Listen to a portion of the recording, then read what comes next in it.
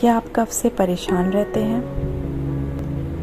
फिर तो आपकी मदद डॉक्टर या अब जो मैं बताने जा रही हूँ ये कर सकता है।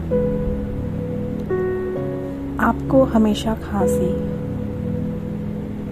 आपके सबकॉन्शियस माइंड में शायद ये बातें चलती हों कि आपके आसपास के लोग आपको नज़रअंदाज कर रहे हैं, आपको नोटिस नहीं कर रहे हैं। आपके मन में चलता रहता है, see me, listen to me, but nobody is bothering you. तो आप ये अफर्मेशन ट्राई करें। I am noticed and appreciated in the most positive ways. I am loved.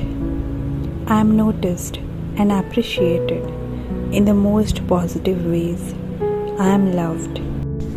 ये अफर्मेशन आप 21 दिन तक दोहराइए, शायद बात बन जाए।